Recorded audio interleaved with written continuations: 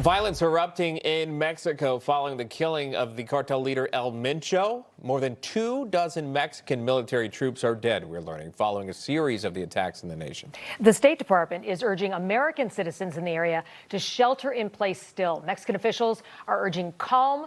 They are working to clear the roadblocks that have been set by the cartels. Art Del Cueto is a 21-year veteran of the Border Patrol. Darin Gaub is a retired Army lieutenant colonel and Black Hawk helicopter pilot, and both join us now. So let me start with you, Art. What do you make of the situation in Mexico right now? How much of the country does the government really have control over, and how much do can the cartels control at this point? Well, look, we basically saw 20 of their 31 states erupt in chaos. So that ought to tell you how much out of control the government is when you see something like that down there. That is exactly where the chaos erupted throughout different parts after the death of El Mencho. My understanding is that they have it more, contained now. I have been in contact with several individuals that are in Mexico right now, U.S. citizens that are trying to travel back.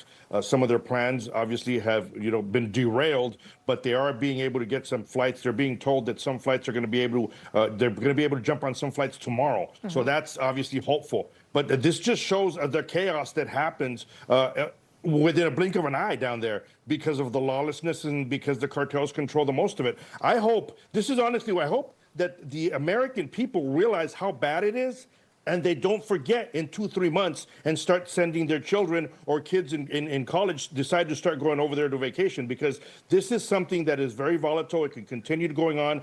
There's another individual that already stepped up to the plate and he says he's now in charge of the cartel. So this is a long fight that we've been seeing for a long time, and it's going to continue for quite some time. People need to understand that. Yeah, many warning about spring break trips that are coming up. Perhaps maybe choose a different destination, or if you can, switch it if you already booked it. We did speak to an American tourist on National Report yesterday.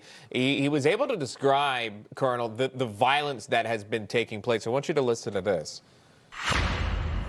What was happening is once the buildings, as you see there, once they were done burning, younger crowds would actually break the windows, and some of the windows are already broken, and they would just get in and they would go through the stuff and look for opportunities to take things and take waters and take beer and take all kinds of snacks and everything they can get their hands on.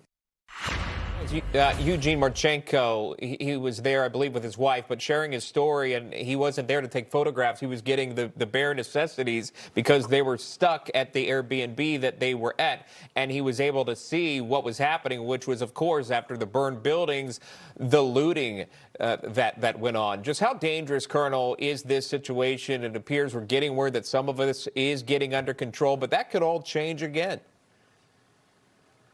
Absolutely, it can change very quickly. Like Art said, you can go from what looks like a peaceful environment into something very violent and volatile because of the infighting between the cartels, first and foremost, and second of all, the cartels fighting the government.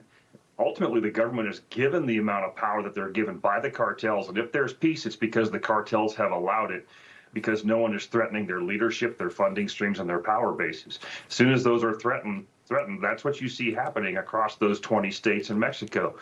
And that's why we have such a focus on what is happening south of the border in Mexico, down into the northern triangle of El Salvador and those countries down there, is because all of this feeds into the United States. And frankly, what you're seeing in those photographs is what our cities could look like if these same kind of gangs and people and illegal aliens erupt into their own kind of violence. And frankly, you've seen it in Minneapolis in 2020 and other places.